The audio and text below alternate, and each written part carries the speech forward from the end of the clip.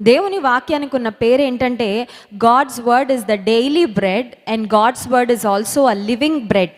సజీవమైన ఆహారము, జీవాహారము నేనే అని యేసుక్రీస్తు ప్రభువారు సెలవిచ్చారు. కారణం ఏంటంటే, ఈ వాక్యాన్ని ఎవరు భుజిస్తారో, అంటే లిటరల్గా ఇవో పేపర్లో రాసుకొని తినమని కాదు, దేవుని వాక్యాన్ని నిజంగా ఎవరు భుజిస్తారో వారు జీవముతో నింపబడతారు. ఎలా అయితే భౌతికంగా మనం ఆహారం తింటే శరీరానికి ఆరోగ్యం వస్తుందో, క్షేమం వస్తుందో, మంచి ఇమ్యూనిటీ బూస్టింగ్ ఫుడ్స్ తిన్నప్పుడు ఇమ్యూనిటీ పెరిగి ఆరోగ్యంగా మనం ఉంటామో, దేవుని వాక్యాన్ని తినడం ద్వారా, తినడం అంటే అర్థం ఏంటంటే, when we feed on God's word, when we hear God's word, when we meditate on God's word, when we read God's word, we will be filled with life. జీవముతో మనము నింపబడుతూ ఉంటాం. దేవుని వాక్యం ఎన్నిసార్లు చదివినా, ఎప్పుడు చదివినా ఒక నూతనమైన విధానంలో ఆ రోజుకు తగ్గట్టు మనల్ని బలపరుస్తుంది. చూడండి, శరీరంలో కొన్నిసార్లు ఏదైనా వైటమిన్ డెఫిషియన్సీస్ ఉన్నప్పుడు బహుశా డాక్టర్ దగ్గరకు వెళ్తే నాకు ఇలా అనిపిస్తుందండి, ఇలా బలహీనంగా ఉందంటే, బహుశా ఈ వైటమిన్ డెఫిషియన్సీ ఏమో అమ్మ, పలానా టెస్ట్ చేయించుకోండి అని చెప్తూ ఉంటారు. వైటమిన్ డి అనేది ప్రాముఖ్యమని చాలామందికి కోవిడ్ వచ్చే వరకు తెలియలేదు. కోవిడ్ రాకముందే for some reason vitamin D test చేయించుకున్నాను నేను. చేయించుకుంటే అందులో తేలింది ఏంటంటే, నాకు వైటమిన్ డి చాలా తక్కువ ఉందన్నమాట, చాలా తక్కువ ఉంది. సో వెంటనే డాక్టర్స్ చెప్పారు, వైటమిన్ D3 టాబ్లెట్స్ వేసుకోండి, అవసరమైతే ఇంజెక్షన్స్ కూడా చేయించుకోండి, చాలా త్వరగా వైటమిన్ డి పెరుగుతుంది అని. ఈ వైటమిన్ డి ఎందుకు రావట్లేదంటే, మనకి ఎండలో మనం ఉండట్లేదు కాబట్టి. పాతకాలంలో అయితే చాలామంది చక్కగా ఎండలో తిరిగేవారు, ఎండలో పనులు చేసుకునేవాళ్ళు.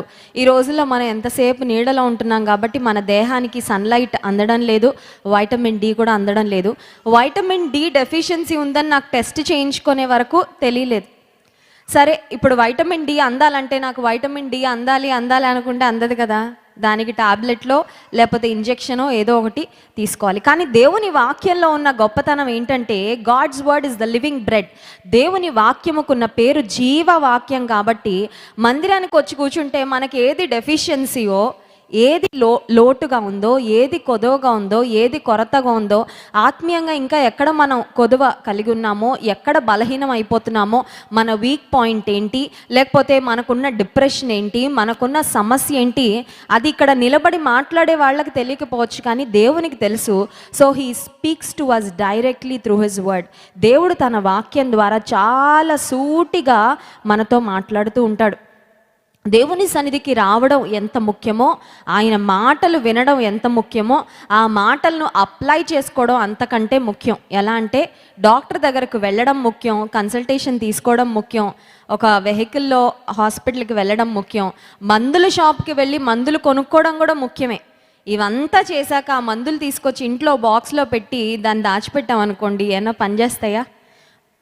హాస్పిటల్కి వెళ్ళినా, బెస్ట్ డాక్టర్ని కన్సల్ట్ చేసినా, మందులు డబ్బులు పెట్టి కొన్నా, వేసుకోకపోతే ఉపయోగము ఉండదు. దేవుని వాక్యం కూడా అంతే. క్రైస్ట్ వర్షిప్ సెంటర్కి వెళ్ళానండి, వెరీ గుడ్. వాక్యాన్ని బాగా విన్నానంటే సూపర్, రాసుకున్నాను కూడా అండి, వెరీ నైస్. కానీ ఏం విన్నానో మర్చిపోయానండి. ఆ వాక్యాన్ని నా జీవితానికి అప్లై చేసుకోలేదండి అంటే ఏమీ యూజ్ లేదనమాట. సో ఈ ఫ్రైడే ఫాస్టింగ్ ప్రేయర్కి మనం వచ్చాం. వాక్యాన్ని వింటూ ఉన్నప్పుడే, is there anything that I need to correct, నేను మార్పు చేసుకోవాల్సింది ఏమన్నా ఉందా, మార్చుకోవాల్సింది ఏమన్నా ఉందా, తీసేసుకోవాల్సినవి ఏమన్నా ఉన్నాయా, యాడ్ చేసుకోవాల్సినవి ఏమన్నా ఉన్నాయా అని దేవుని సన్నిధిలో ఆ జాగ్రత్తగా అటెంటివ్గా మనం విన్నప్పుడు దేవుడు ఖచ్చితంగా మనతో మాట్లాడతాడు, దేవుడు ఖచ్చితంగా కార్యం చేస్తాడు. దేవుని వాక్యంలో ఒక మాట ఉంటుంది, దేవుడు మనకు వినుబుద్ధిని ఇస్తాడంట. కొంతమందికి వినే బుద్ధి ఉండదు, మాట్లాడే బుద్ధి ఉంటుంది. They always like to talk but they never want to listen. ఎవరి మాటలు వినడం వాళ్ళకి ఇష్టం ఉండదు. అమ్మ ఏమన్నా చెప్పినా, నానేమన్నా చెప్పినా నాకు అన్నీ తెలుసులే అంటారు. నాకు అన్నీ తెలుసు అనుకునే వాడిని ఎవరు బాగు చేయలేరంట. మనం చనిపోయే వరకు కూడా దేవుని పాఠశాలలో స్టూడెంట్స్మే. సో దేవుని దగ్గర ఎప్పుడు మనం నేర్చుకుంటూనే ఉండాలి. We have to keep learning and learning and learning. నాకు అన్నీ వచ్చు, నాకు అన్నీ తెలుసు, నేను ఇంకేమీ నేర్చుకోవడానికి లేదు. ఈ దావీదు గురించి నేను ఎప్పుడో వినేశాను. చూడండి, కొన్నిసార్లు ప్రసంగం మొదలుపెట్టగానే దైవజనులు అనుకుంటూ, ఇది నేను ఎప్పుడో వినేశాను, ఇది ఎప్పుడు చిన్నప్పుడు సండే స్కూల్లో విన్నాను, ఇది పలానప్పుడు యూత్ మీటింగ్లో విన్నాను, పలానప్పుడు దైవజనుడు చెప్తే విన్నాను, ఇంకా నేను వినడానికి ఏమీ లేదు, నేర్చుకోవడానికి ఏమీ లేదని కొంతమంది మైండ్ని క్లోజ్ చేసేసుకుంటారు. కానీ దేవుని సన్నిధికి వచ్చినప్పుడు జీవవాక్యము కనుక ఆ రోజుకు, ఆ సందర్భానికి, ఆ పరిస్థితికి మనకేం అవసరమో దాన్ని దేవుడు తన వాక్యం ద్వారా మాట్లాడతాడు. ఈ ఉదయకాల సమయంలో దావీదు రాజు యొక్క కుమారుడైన సొలొమోను జీవితంలో ఉండి కొన్ని శ్రేష్టమైన అంశాలు మనం ధ్యానం చేద్దాం. Let us meditate on King Solomon and his life. సొలొమోను రాజు, అతని జీవితంలో దేవుడు ఎలా హెచ్చించాడు, ఎలా ఆశీర్వదించాడు, ఎలా ఉన్నతమైన స్థితికి తీసుకొచ్చాడు, ఎలా సొలొమోను చేసిన ప్రార్థన దేవుడు విన్నాడు, ఆ తర్వాత సొలొమోను జీవితంలో ఏ కార్యాలు జరిగాయో వాటన్నిటినీ ఒకసారి దేవుని వాక్యంలోండి మనం ధ్యానం చేసుకుందాం. మనందరికీ తెలుసు దావీదుకు బత్షెబా అనే ఒక భార్య ఉంటుంది. ఆ బత్షెబా అనే భార్య యాక్చువల్గా ఊరియా అనే వ్యక్తి యొక్క భార్య. కానీ దావీదు ఆమెను తన ఇంటికి తెచ్చుకుంటాడు. ఆ తర్వాత ఊరియాను యుద్ధంలో చంపిస్తాడు. ఆ తర్వాత బత్షెబాను తన భార్యగా చేసుకున్న తర్వాత బత్షెబాకు పుట్టిన మొదటి కుమారుణ్ణి దేవుడు చంపేస్తాడు. అంటే దావీదు యొక్క పాపము, ఆ శిక్ష ఆ కుమారుని మీదకి వస్తుంది. ఆ బాబు చనిపోతాడు. ఆ తర్వాత బత్షెబాకు దావీదుకు పుట్టిన కుమారుడు సొలొమోను. సో సొలొమోను చాలా ప్రివిలేజ్డ్, చాలా చక్కని ఆధిక్యత కలిగిన వ్యక్తి. ఎందుకంటే ఒక రాజు ఇంట్లో పుట్టాడు, రాజకుమారుడిగా పుట్టాడు, దావీదు రాజు యొక్క కుమారుడిగా పుట్టాడు. సొలొమోను అనే మాటకు అర్థం ఏంటంటే, సాలమన్ అనే వర్డ్ హీబ్రూలో షాలోమ్ అనే పదము నుండి వచ్చిందనమాట. షాలోమ్ అంటే మనకు తెలుసు కదా, పీస్, సమాధానము. సో సొలొమోను అనే మాటకు అర్థం ఏంటంటే సమాధానము. సో మంచి పేరు కూడా పెట్టారు. దావీదు బత్షెబా చాలా మంచి పేరు పెట్టారు. రాజరికం కలిగిన ఒక రాజు ఇంట్లో పుట్టాడు, రాజకుమారునిగా పుట్టాడు. ఆ తర్వాత దావీదు తన జీవితంలో ఒక ఆశ కలిగి ఉంటాడు. ఆశ ఏంటంటే, దేవా నా ఇల్లు, నా అంతఃపురం నేను ఇంత అందంగా కట్టించుకున్నాను, కానీ నేను దీంతో సాటిస్ఫై అవ్వడం లేదు. నీ ఇల్లు కూడా నేను కట్టాలని కోరుతున్నాను. నీ మందసం ఉండడానికి నేను ఒక మంచి అందమైన దేవాలయాన్ని కట్టాలనుకుంటున్నాను అని దావీదు ప్రార్థన చేస్తే దేవుడు అంటాడు, దావీదు నువ్వు చాలా యుద్ధాలు చేశావు, నీ చేతులతో చాలా రక్తాన్ని ఒలికించావు. సో నీ చేతుల ద్వారా నేను నా మందిరాన్ని కట్టించుకోవాలనుకోవడం లేదు. నీ కుమారుడైన సొలొమోనును నేను వాడుకుంటాను. నీ కుమారుని ద్వారా నేను ఒక దేవాలయాన్ని కట్టించుకుంటానని దేవుడు ఆ ప్రివిలేజ్ను, ఆయన మందిరాన్ని కట్టే భాగ్యాన్ని దావీదు కుమారుడైన సొలొమోనుకు ఇస్తాడు. చూడండి, మొదటి దినవృత్తాంతముల గ్రంథము 28వ అధ్యాయము 3వ వచనం. 1 Chronicles chapter 28 and verse 3. మొదటి దినవృత్తాంతముల గ్రంథం 28వ అధ్యాయము 3వ వచనం. అయితే నీవు యుద్ధములు జరిగించి రక్తము ఒలికించిన వాడవు కనుక నీవు నా నామమునకు మందిరమును కట్టించకూడదని దేవుడు నాకు ఆజ్ఞ ఇచ్చెను. 6వ వచనాన్ని చదువుకుందాం. వర్స్ 6. నేను నీ కుమారుడైన సొలొమోనును నాకు కుమారునిగా ఏర్పరచుకొని ఉన్నాను. నేను అతనికి తండ్రినై యుందును. అతడు నా మందిరమును, నా ఆవరణములను కట్టించును. What a blessing, what a privilege. దావీదు ఆశించినది దేవుడు ఏమన్నాడంటే, నీ వల్ల అయితే నేను ఆ కార్యం చేయించుకోను, but because you asked, but because you desired, నువ్వు కోరుకున్నావు కాబట్టి నీ కుమారుని ద్వారా ఆ కార్యాన్ని నేను నెరవేర్చుకుంటానని దేవుని దేవాలయమును, దేవుని మందిరాన్ని కట్టే ఆ ప్రివిలేజ్ను, ఆధిక్యతను దేవుడు సొలొమోనుకు ఇచ్చాడు. అంత మాత్రమే కాదు, మొదటి రాజుల గ్రంథం 4వ అధ్యాయము 31వ వచనంలో కూడా మనం చూసినట్లయితే సొలొమోను రాజుకు దేవుడిచ్చిన ఘనత, గొప్పతనం చూడగలం. మొదటి రాజుల గ్రంథం 4వ అధ్యాయము 31వ వచనం. అతడు సమస్తమైన వారి కంటేను, ఎజ్రాహీయుడైన ఏతాను కంటేను, మాహోలు కుమారుడైన హేమాను, కల్కోలు, దర్తు అను వారి కంటేను జ్ఞానవంతుడై ఉండెను గనుక అతని కీర్తి చుట్టూనున్న జనములన్నిటిలో వ్యాపితమాయను. He became famous. చాలా ఫేమ్ ఇచ్చాడంట. ఎంత ఫేమస్ అంటే ఈరోజుకి మనం సొలొమోన్ గురించి మాట్లాడుకుంటున్నాం, సొలొమోను జ్ఞానాన్ని గురించి మాట్లాడుకుంటున్నాం. ఫేమస్ అవ్వడం అనేది చాలామంది అనుకుంటారు ఫేమస్ అవ్వాలని, కానీ దేవుడే ఒక వ్యక్తికి ఖ్యాతిని ఇస్తాడు. ఖ్యాతి లేక మంచి పేరును దేవుడు ఇస్తాడు. God gives good name and fame. దేవుడు సొలొమోనుకి ఇచ్చాడంట. అతని ఖ్యాతి అప్పుడు ప్రపంచంలో మారుమ్రోగిందంట. Everybody who existed spoke about Solomon. ఆ రోజుల్లో బ్రతికున్న వారందరూ కూడా సొలొమోను యొక్క గొప్పతనాన్ని గురించి మాట్లాడుకునేటంతగా దేవుడు సొలొమోనును హెచ్చించాడు. అంత మాత్రమే కాదు, సొలొమోను యొక్క స్పెషలైజేషన్స్ ఏంటి, అతని ప్రత్యేకతలు ఏంటి అని ఆలోచిస్తే మొదటి రాజుల గ్రంథం 4వ అధ్యాయం 32వ వచనం నుండి చూద్దాం. అతడు 3000 సామెతలు చెప్పెను, 1005 కీర్తనలు రచించెను. ఎన్ని సామెతలు అంటండి? 3000. మనకి ఎన్ని సామెతలు వచ్చు? చాలామంది పెద్దలు మంచి మంచి సామెతలు చెప్తారు.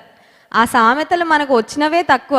మన సామెతలు రాసే అంతటి జ్ఞానవంతులం కాదు. సొలొమోను ఎన్ని సామెతలు రాశాడంట? 3000 సామెతలు. ఎన్ని పాటలు రాశాడంట? 1005 సామ్స్. అంత టైం ఎక్కడ దొరికింది? ఓ పక్కన రాజు రాజ్యాన్ని పరిపాలించాలి అంటే దేవుడు ఆ గిఫ్ట్ ఇచ్చాడు అనమాట. సొలొమోనుకు ఆ జ్ఞానం ఇచ్చాడు, ఆ తలాంత్ ఇచ్చాడు, టాలెంట్ ఇచ్చాడు. సొలొమోను ఎన్నో సామెతలు రాశాడు, ఎన్నో కీర్తనలు రాశాడు. అంత మాత్రమే కాదు, ఆ తర్వాత 33వ వచనం, మరియు లెబానోనులో ఉండు దేవదారు వృక్షమునే కానీ, గోడలో నుండి మొలచు హిస్సోపు మొక్కనే కానీ, చెట్లన్నిటినీ గూర్చి అతడు వ్రాసెను. బయాలజీ ఎవరు చదువుతారండి? బైపీసీ తీసుకున్న వాళ్ళు చదువుతారు కదా. BiPC biology, zoology, physics, chemistry ఇవన్నీ బైపీసీ తీసుకున్న వాళ్ళు చదువుతూ ఉంటారు బాగా డీప్గా. వృక్ష శాస్త్రం, ఆనాటి ప్రపంచంలో ఉన్న రకరకాల వృక్షాలను గురించి సొలొమోను వ్రాసాడంట. ఏ కాలేజీకి వెళ్ళి చదివాడు? ఎక్కడికి వెళ్ళాలా.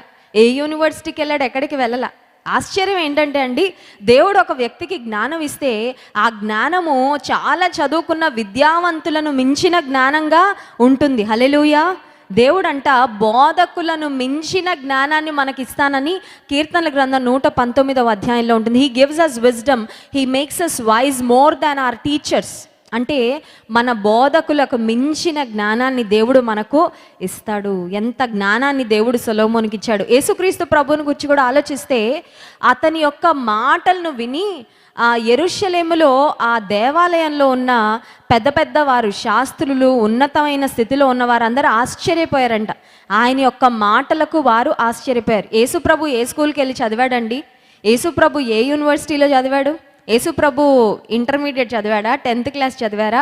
డిగ్రీ చదివారా? లేకపోతే కొంతమంది పిహెచ్డి చేస్తూ ఉంటారు, రీసెర్చ్. పిహెచ్డి ఏమైనా చేశారు? ఏమి చేయలే.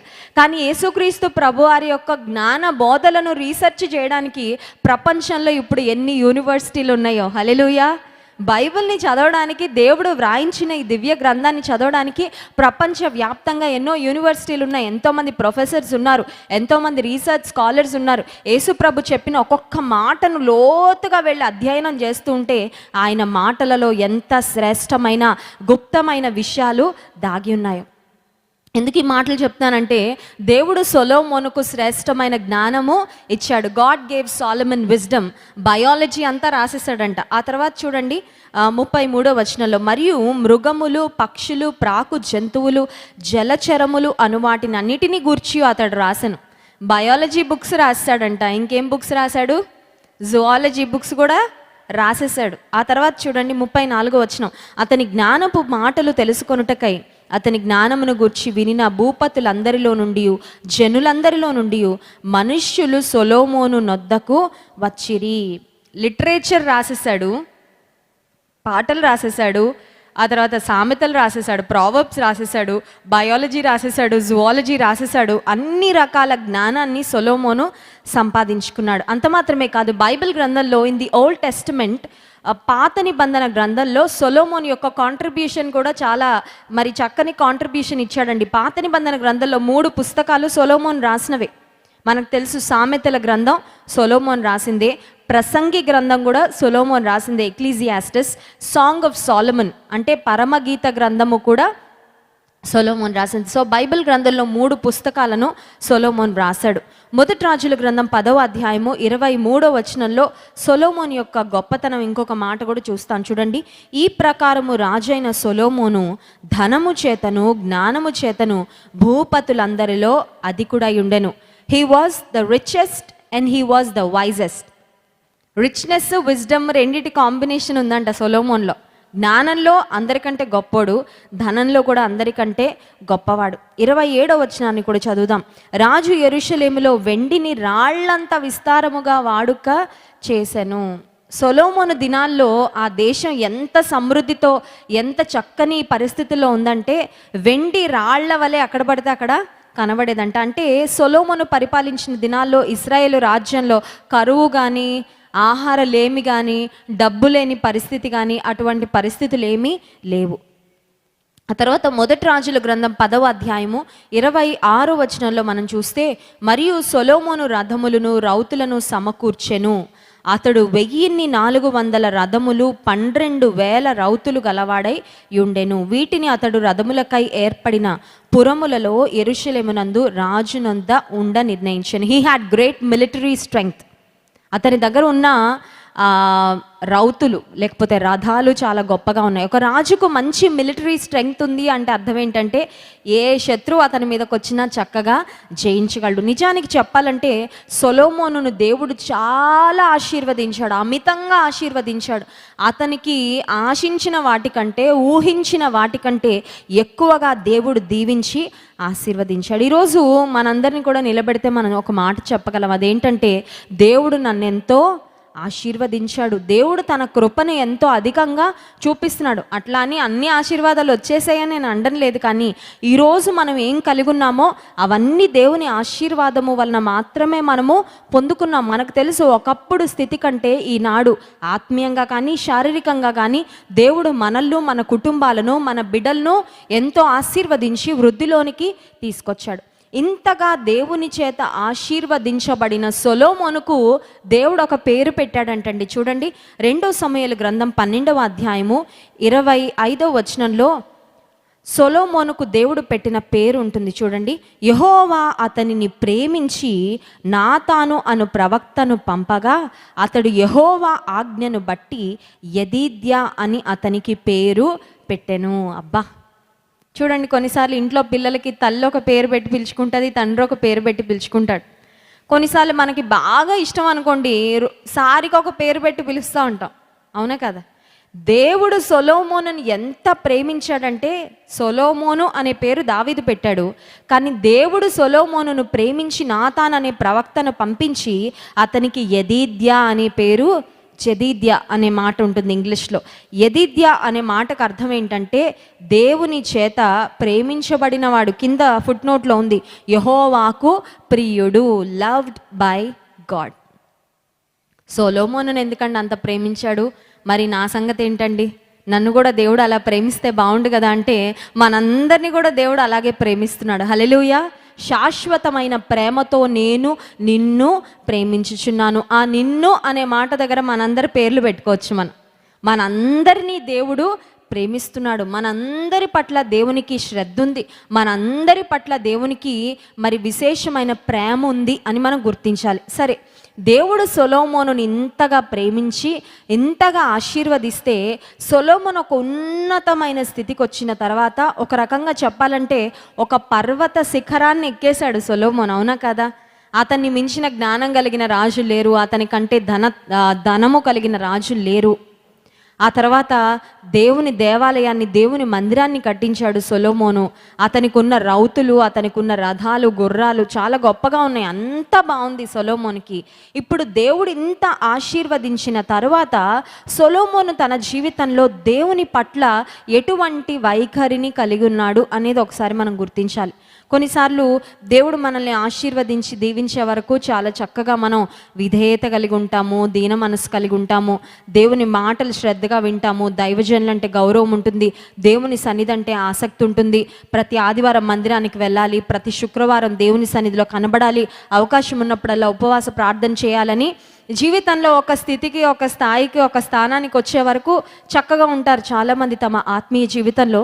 కానీ ఒకానొక స్థాయికి వచ్చిన తరువాత ఒక రకంగా చెప్పాలంటే ఆత్మీయంగా పతనం అయిపోవడం అనేది ప్రారంభమవుతుంది. సొలొమోను జీవితంలో అదే జరిగింది. చూడండి, మొదటి రాజుల గ్రంథము 11వ అధ్యాయము 1 నుంచి 4 వచనాల వరకు మనం చూసినట్లయితే సొలొమోను తన జీవితంలో ఏం చేశాడో ఆ మాటలు చాలా క్లియర్గా చూడగలం.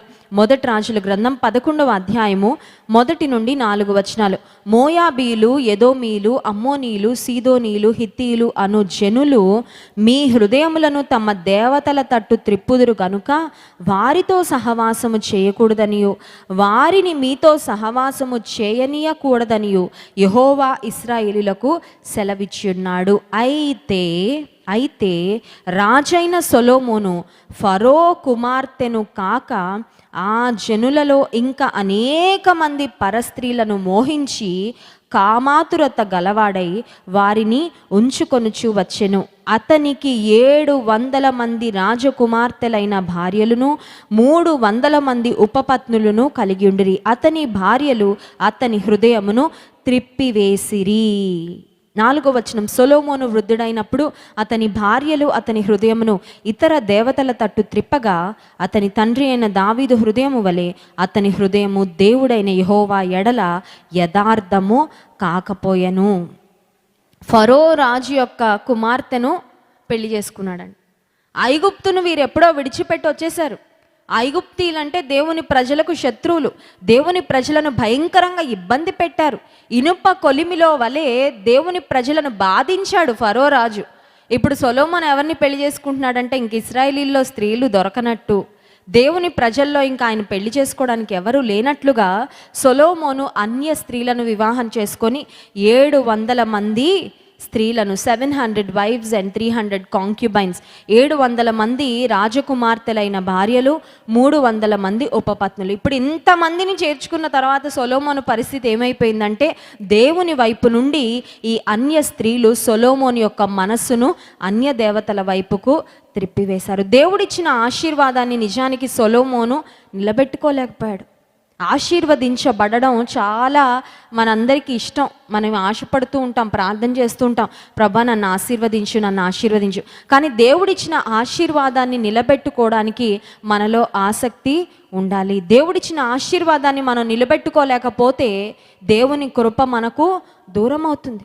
సొలొమోను తన జీవితంలో ఇష్టానుసారంగా 700 మంది భార్యలను, 300 మంది ఉపపత్నులను తాను వివాహం చేసుకున్న తర్వాత అతని జీవితంలో అతని మనస్సు దేవుని వైపు నుండి అన్య దేవతల వైపుగా త్రిప్పివేయబడినట్లు దేవుని వాక్యంలో మనం చూసాం. కొన్నిసార్లు మనం అనుకుంటాం ఎవరితోనో నేను ఫ్రెండ్షిప్ చేయగలను, కానీ నాలో ఉన్న సామర్థ్యం ఏంటంటే, నాలో ఉన్న స్ట్రెంగ్త్ ఏంటంటే దేవుని మీద నుంచి మాత్రం నా ప్రేమను, నా మనసును ఎవరు త్రిప్పేయలేరు అనుకుంటాం. చాలాసార్లు మన బలం ఏంటో మనకు తెలీదు. చాలాసార్లు మన స్థితి ఏంటో మనకు తెలియదు. కొన్నిసార్లు మనం ఓవర్ ఎస్టిమేట్ చేసుకుంటూ ఉంటాం. నేను చాలా స్పిరిచువల్గా స్ట్రాంగ్ అండి, నాలో చాలా ఓర్పు ఉంటుందండి, చాలా సహనం ఉంటుంది. ఒకళ్ళు వచ్చి 3 సార్లు 4 సార్లు తిట్టగానే మనలో ఎంత సహనం ఉందో ఏమవుతూ ఉంటుంది, అది బయటకు వచ్చేస్తూ ఉంటుంది కదా. నేను చాలా ప్రార్థనాపరుడినండి, చాలా విశ్వాసం కలిగిన వ్యక్తిని. 2 శోధనలు రాగానే 3వ శోధన కల్లా పడిపోవడం. అంటే కొన్నిసార్లు మనం అనుకుంటాం నా శక్తిని బట్టి, నా బలాన్ని బట్టి నేను నిలబడగలను. ఎంతమంది అన్యులతో నేను స్నేహం చేసినా, సహవాసం చేసినా నాకేం కాదనుకొని ఉంటాడు సొలొమోను. అందుకే ఒకరి తర్వాత ఒకరిని అన్య స్త్రీలను తనకు భార్యలుగా చేసుకున్నాడు. బహుశా సొలొమోను అనుకొని ఉంటాడు, దేవుని కృప నాకు ఉంది కదా, దేవుడు నన్ను ఎంతో ఆశీర్వదించాడు, ఏం పర్వాలేదులే, ఈ భార్యలు నన్ను ఏం చేస్తారు అనుకున్నాడు.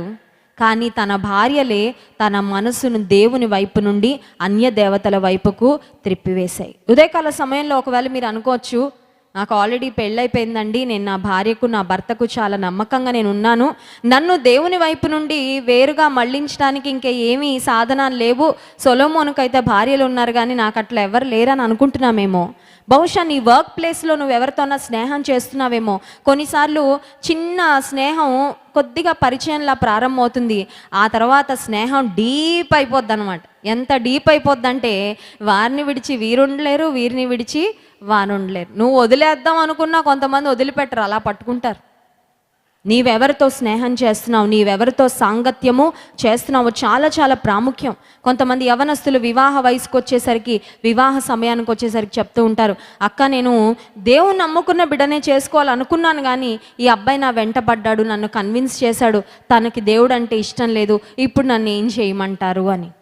వెలుగుతో చీకటికి ఏమి పొత్తు, అవిశ్వాసులతో విజ్జోడుగా ఉండకూడని దేవుడు సెలవిచ్చాడు కదా. దేవుడు ఒక మాట చెప్పాడంటే ఆ మాటను మనం వినాల్సిందే, ఆ మాటను మనం పాటించాల్సిందే. దేవుని మాటను మనం ధిక్కరించామంటే ఆ తర్వాత మనం జీవితంలో ఇంకా ఎన్నున్నా కూడా ఏమీ లేని పరిస్థితి. సొలొమోను తన జీవితంలో తాను చేర్చుకున్న భార్యలు తన హృదయాన్ని దేవుని వైపు నుండి అన్య దేవతల వైపుకు మళ్ళించాయి. ఉదయకాల సమయంలో మనల్ని మనం ఒక ప్రశ్న వేసుకోవాలి. అదేంటంటే, నన్ను ఏ విషయం లేకపోతే ఏ పరిస్థితులు, ఏ వ్యక్తులు దేవుని మీద నుండి వేరుగా నా మనసును మళ్ళిస్తున్నాయి? కొంతమందికి ఆ విగ్రహం సెల్ ఫోనే. మనుషులు కూడా ఎవ్వరక్కర్లేదండి.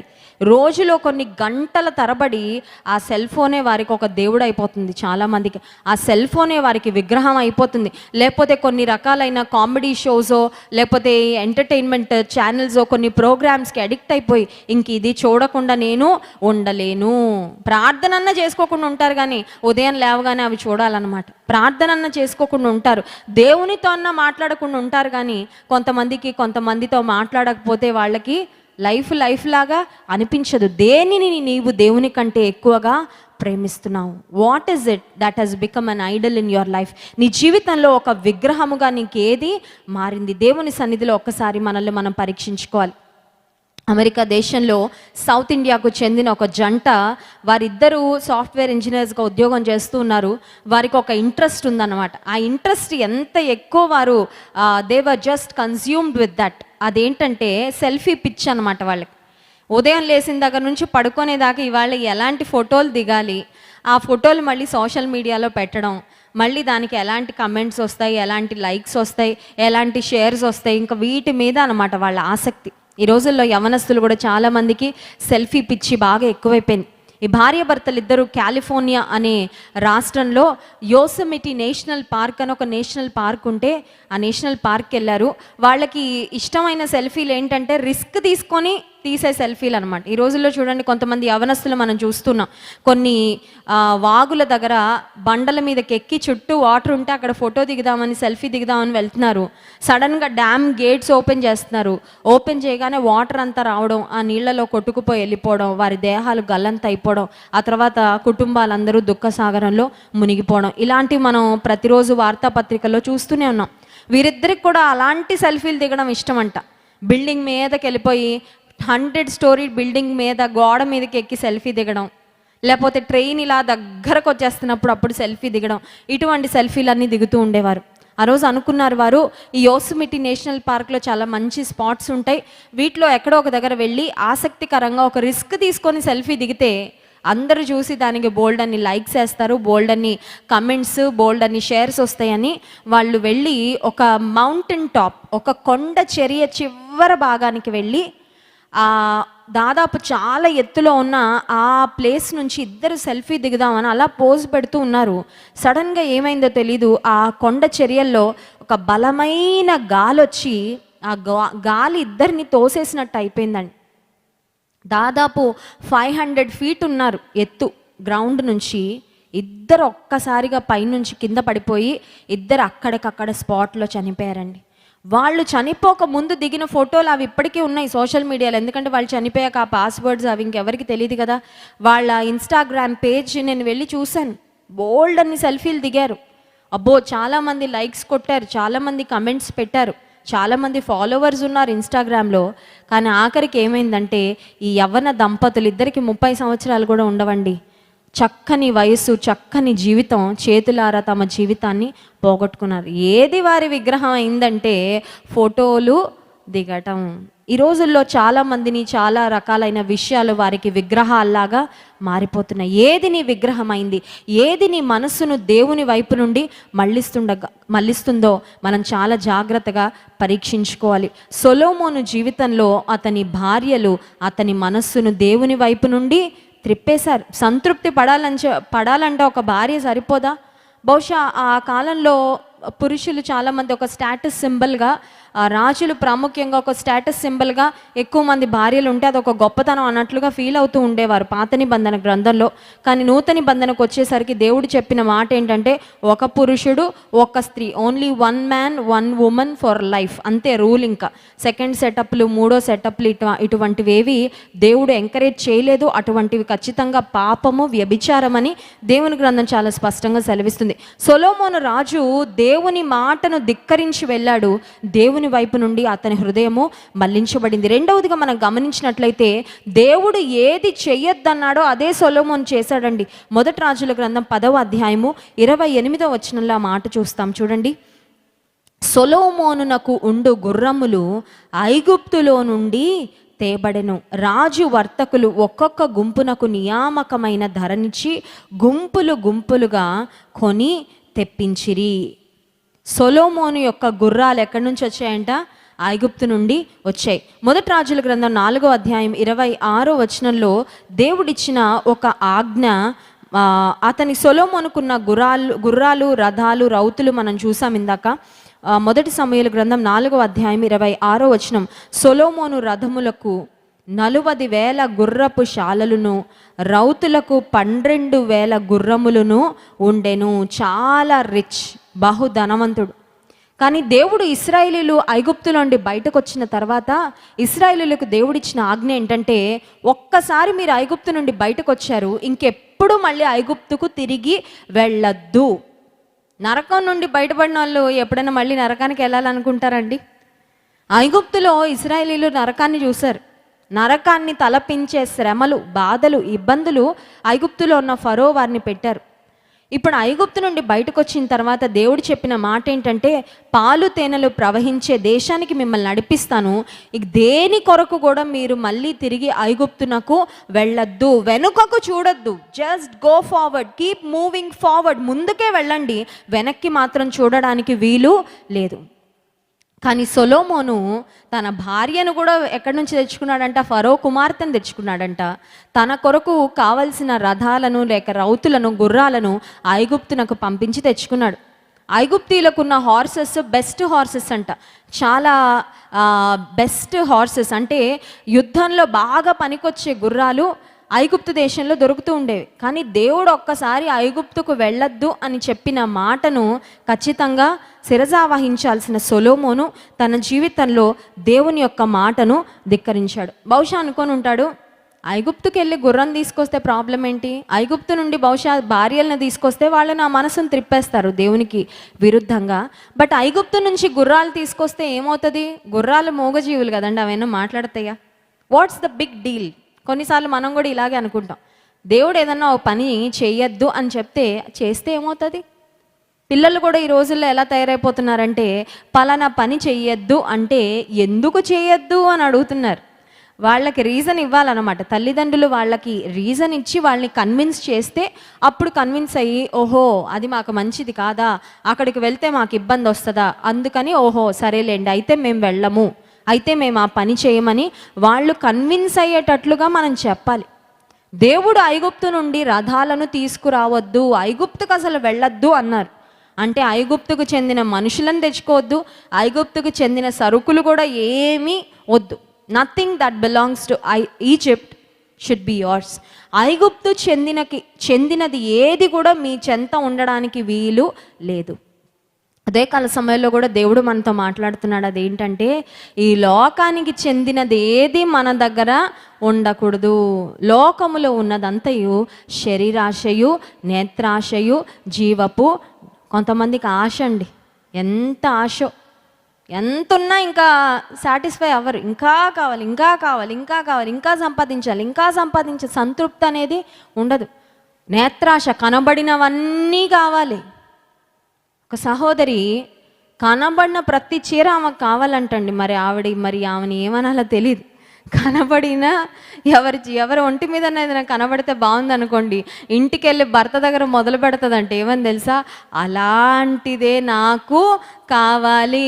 ప్రక్కింటోళ్ళు ఇల్లు కట్టారంటే అలాగే కట్టాలి రేపొద్దున్న. నువ్వు కట్టకపోయావంటే ఇంక నువ్వు ఎందుకు పనికిరావు.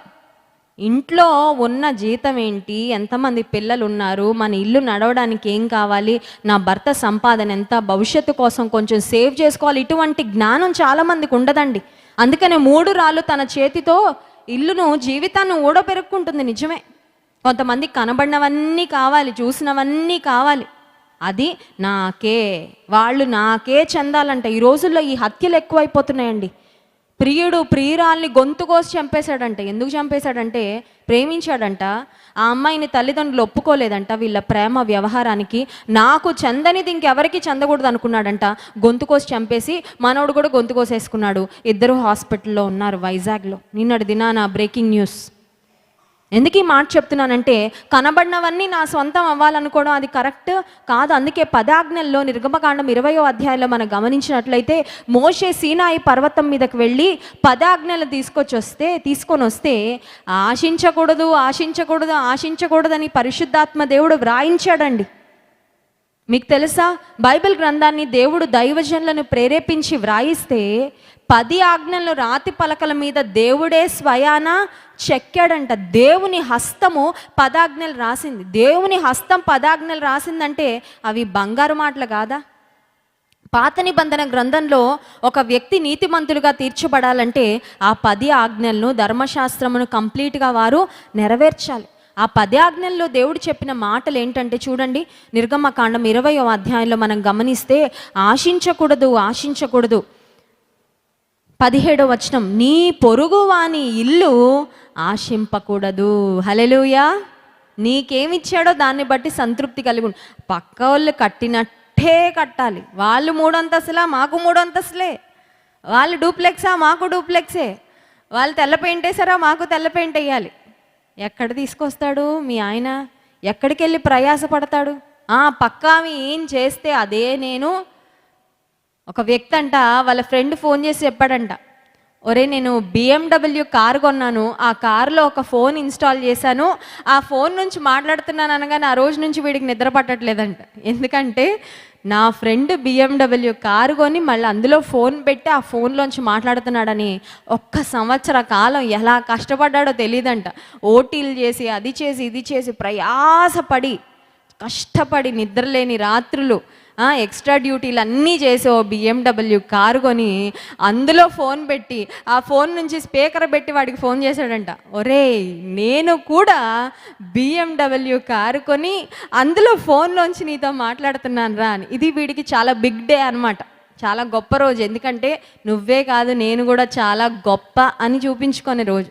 వాడన్నాడంట, ఇప్పుడు నేను ఔడి కారులో ఉండి ఇంకో ఫోన్లోంచి మాట్లాడుతున్నాను రా నీతో అన్నాడంట. వీడి గుండె ఆగిపోయింది. ఎందుకంటే వీడు అనుకున్నాడు, వాడు అక్కడే ఉన్నాడు, నేను వాడి స్థానంకి చేరిపోయాను, అమ్మయ్య జీవితానికి ఇది చాలా అనుకున్నాడు. ఇప్పుడు తన స్నేహితుడు ఏమైపోయాడు, ఇంకా పైకి ఇంకో కారు కొనేసి అందులో ఇంకో ఫోన్ పెట్టేసేసరికి ఇంకా వీడికి సౌండ్ రాట్లా.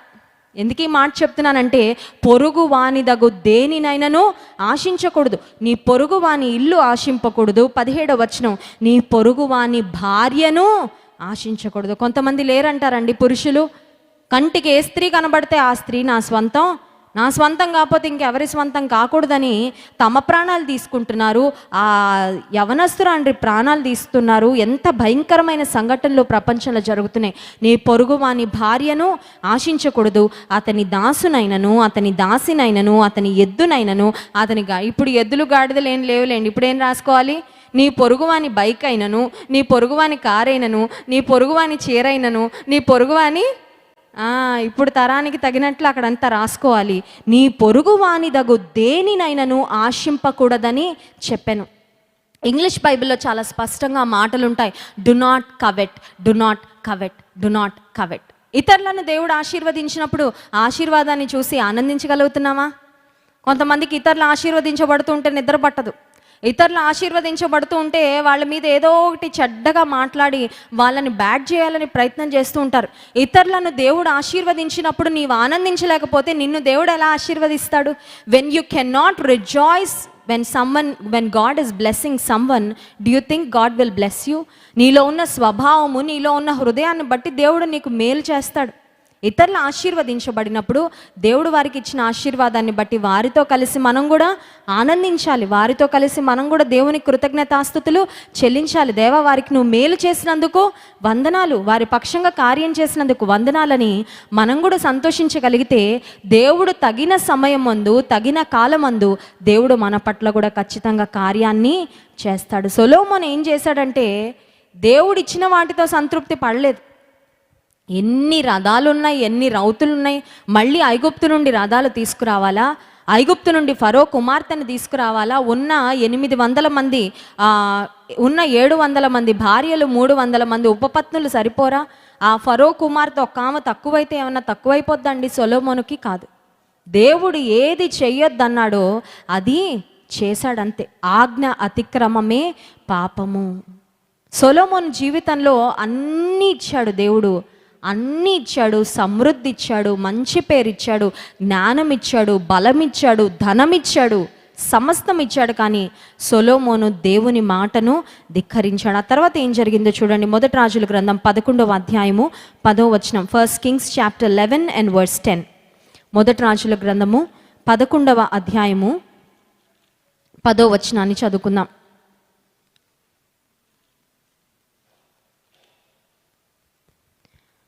నీవు ఇతర దేవతలను వెంబడింపవలదని అతనికి ఆజ్ఞాపించినను సొలొమోను హృదయము అతని యొద్ద నుండి తొలగిపోయెను. యెహోవా తనకిచ్చిన ఆజ్ఞను అతడు గైకొనకపోగా యెహోవా అతని మీద కోపగించి సెలవిచ్చినదేమనగా, నేను నీతో చేసిన నా నిబంధనను కట్టడలను నీవు ఆచరింపకపోవుట నేను కనుగొనుచున్నాను గనుక ఈ రాజ్యము నీకుండకుండా నిశ్చయముగా తీసివేసి నీ దాసునికి ఇచ్చేదను. అయినను నీ తండ్రి అయిన దావీదు నిమిత్తము నీ దినములయందు నేను అలాగున చేయక నీ కుమారుని చేతిలో నుండి దాని తీసివేసేదను. మనకు తెలుసు సొలొమోను పరిపాలన చేసిన తరువాత అతని మరణానంతరం ఇశ్రాయేలు రాజ్యము రెండుగా చీలిపోయింది. ఇశ్రాయేలు రాజ్యముగా, యూదా రాజ్యముగా 2 రాజ్యాలుగా విభజించబడినట్లు దేవుని గ్రంథంలో మనం చూస్తున్నాం. ఎంతో ఆశీర్వాదం పొందాడు, ఎంతో దీవెన పొందాడు.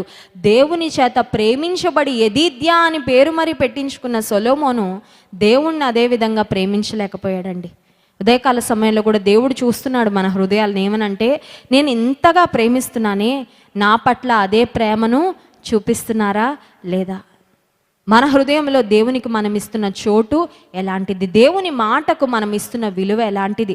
దేవుని ఆజ్ఞలను అనుసరించడానికి మనం పట్టుదలను కనుపరిస్తే, మనం ఆసక్తిని కనుపరిస్తే, పూర్ణ హృదయంతో దేవుని మనం సేవిస్తే, ప్రేమిస్తే, ఆయన ఆజ్ఞలు గైకొంటే దేవుడు నిశ్చయంగా గొప్ప కార్యాలు చేస్తాడు. ఉదయకాల సమయంలో సొలొమోను వలె కాక దేవుని పట్ల మాత్రమే యథార్థమైన హృదయం గలవారమై ఆయన అనుసరించినట్లుగా దేవుడు మనకు తన కృపను అనుగ్రహించును గాక. ఆమేన్. కళ్ళు మూసుకోండి, ప్రార్థన చేసుకుందాం. పరిశుద్ధ ప్రేమ కలిగిన తండ్రి, నీకు స్తోత్రాలు. నీ వాక్యం ద్వారా నీవు మాతో మాట్లాడినందుకు వందనాలు చెల్లించుకుంటున్నాం ప్రభా. నిన్ను మాత్రమే మేము ప్రేమించే వారముగా మమ్మల్ని ఉంచుమని కోరుకుంటున్నాం ప్రభా. ఈ లోక సంబంధమైన వేటిని కూడా మేము ప్రేమించకుండా, సొలొమోను ఎంతో నీ ద్వారా ఆశీర్వదించబడినప్పటికీ తన హృదయము నీ వైపు నుండి అన్య దేవతల వైపుకు త్రిప్పబడిందని చూసాం ప్రభా. మా స్నేహాలు, మా సహవాసాలు, మా సాంగత్యాలు నీకు అంగీకారయోగ్యంగా ఉండడానికి సహాయం చేయండి. నీ మార్గాల నుండి మేము తొలగిపోకుండా, నీ పట్ల కాకుండా నాయన మా హృదయాల్లో ఏ విగ్రహానికి మేము చోటు ఇవ్వకుండా ప్రభా నీవై మాకు సహాయము చేయమని వేడుకుంటూ, పూర్ణ హృదయంతో నిన్ను ప్రేమించే కృపను మా అందరికీ దయచేయమని, విన్న వాక్యాన్ని మా హృదయాల్లో పదిలపరచమని యేసు నామమున ప్రార్థిస్తున్నాము తండ్రి. ఆమేన్.